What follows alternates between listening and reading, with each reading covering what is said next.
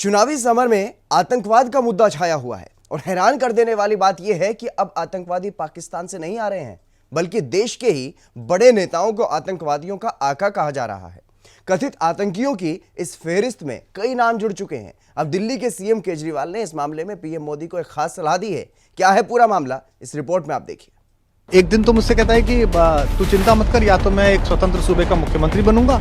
और मैंने कहा ये अलगाववाद 2020 का रेफरेंडम आ रहा है, पूरी दुनिया फंडिंग कर रही है आईएसआई से लेके और बाकी अलगाववादी ग्रुप। तो कहता तो क्या हो गया, तो स्वतंत्र देश का पहला प्रधानमंत्री बनूंगा। मतलब वो एक कवि है, उसके वो बता रहा था कि आप एक कवि है, कोई गाजियाबाद में रहता है, कोई कवि कह रहे, वो कवि कह रहा था कि केजरीवाल आतंकवादी है, उसके सपने में आया था।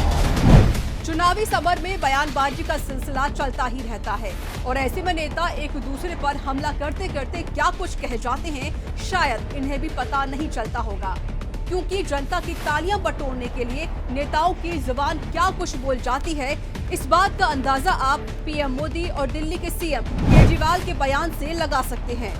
सीएम योगी और पीएम मोदी आतंकवाद का कनेक्शन सपा से जोड़ चुके हैं, तो वहीं कवि कुमार विश्वास के बयान से इस फहरिस्त में दिल्ली के सीएम अरविंद केजरीवाल का नाम भी जुड़ चुका है। सबसे पहले आपको आम आदमी पार्टी के संस्थापक सदस्य कुमार विश्वास का वो बयान सुनवाते हैं, जिसमें उन्होंने सीएम अरविंद केजरीवाल पर देश के टुकड़े करने की साजिश रचने का आरोप लगाया है। फ्रिंज एलिमेंट हैं, जो अलगाववादी संगठन है, जो खालिस्तानी मूवमेंट से जुड़े हुए लोग हैं, इनका साथ मत ले पिछले चुनाव में। और उसने कहा था कि नहीं हो जाएगा, चिंता मत कर। और कैसे चीफ मिनिस्टर बनेगा, तो उसने उसका फार्मूला भी बताया था कि ऐसे ऐसे भगवंत को और फुल्का जी को लड़वा दूंगा और मैं पहुंच जाऊंगा। और आज भी वो उसी पथ पे है, मानो मत मानो, और नहीं भी है तो वो पपेट बिठा लेगा, कोई कुछ कर लेगा वो कुछ काम। तो ऐसे में उसने मुझे इतनी भयानक बातें बोली जो कि सबको पता है, पंजाब में सबको पता है। कि एक दिन तो मुझसे कहता है कि तू चिंता मत कर, या तो मैं एक स्वतंत्र सूबे का मुख्यमंत्री बनूंगा। और मैंने कहा ये अलगाववाद 2020 का रेफरेंडम आ रहा है, पूरी दुनिया फंडिंग कर रही है आईएसआई से लेके और बाकी अलगाववादी ग्रुप।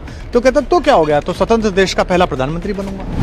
तो सुना आपने, कुमार विश्वास इस मामले में सीएम अरविंद केजरीवाल को खालिस्तान का खुलकर विरोध करने की चुनौती भी दे चुके हैं। लेकिन वहीं केजरीवाल ने इस मामले में पहले ट्वीट कर सभी दलों पर निशाना साधा और अब यूपी चुनाव में प्रचार करने के लिए राजधानी लखनऊ पहुंचे, जहां उन्होंने एक बार फिर कुमार विश्वास पर तंज कसा।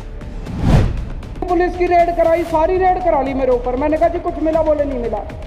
तो मैंने कहा फिर, बोले वो एक कवि है, उसके वो बता रहा था कि आप एक कवि है, कोई गाजियाबाद में रहता है, कोई कवि कह रहे, वो कवि कह रहा था कि केजरीवाल आतंकवादी है, उसके सपने में आया था।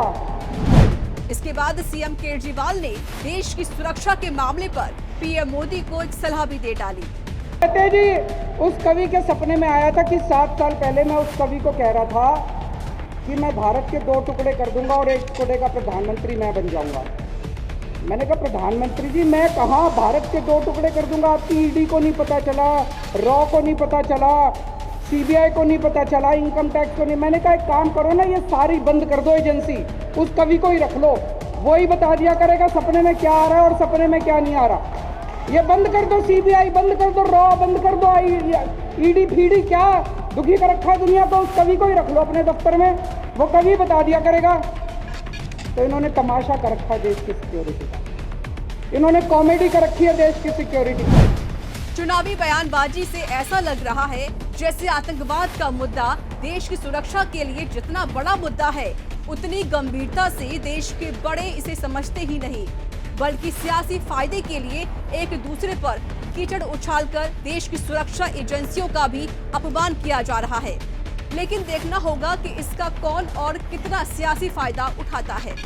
Bureau report, R9 news.